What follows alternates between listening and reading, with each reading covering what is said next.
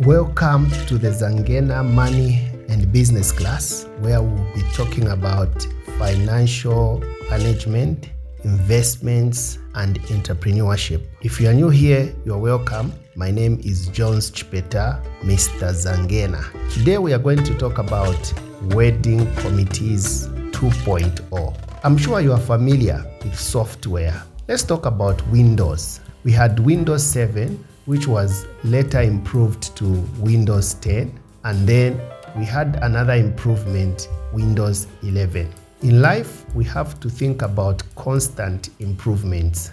We shouldn't be satisfied with the status quo. Ask yourself this question. It doesn't matter, whatever you are doing, ask yourself this question. Can I do this thing better? Is there room for improvement? There is always room for improvement. You don't need to reach a point where you feel you are comfortable, you know it all, and nobody can teach you anything. You always need to think improvements. Be humble, learn, and become a better version of you. Today, I want you to think about the new version of wedding committees, which I'm calling Wedding Committees 2.0. In this episode, we will explore a fresh approach to wedding committees, one that focuses on creating lasting financial stability for the couple.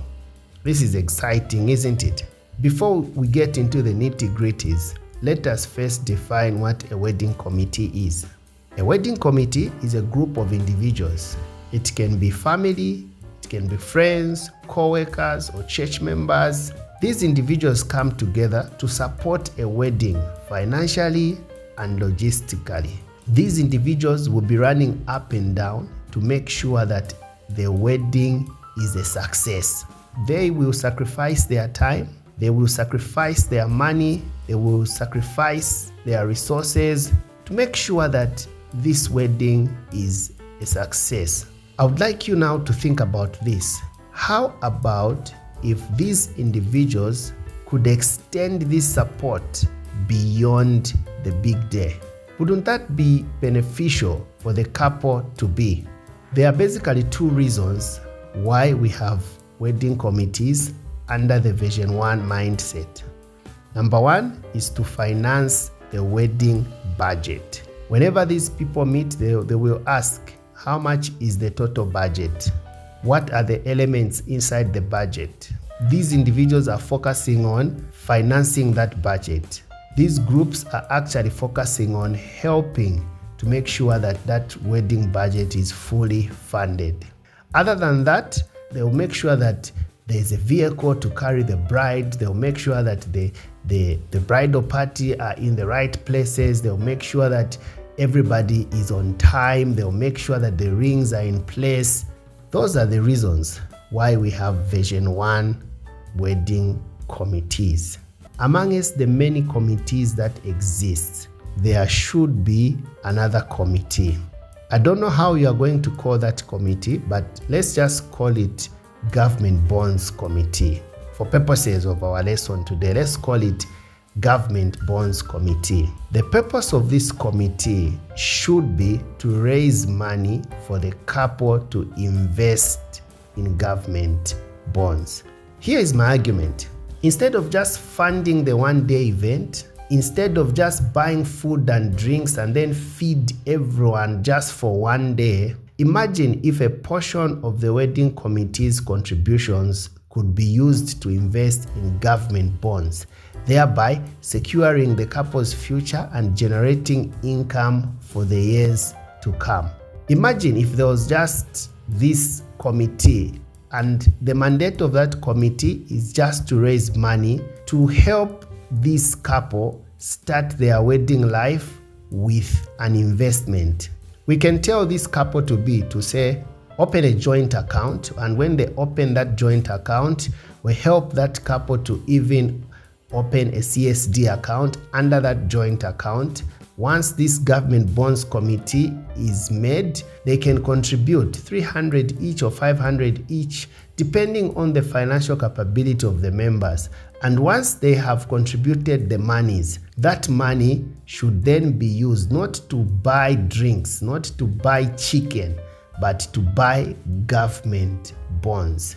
There are basically two moments in your life when you will be heavily supported. The first time is when you marry or when you get married.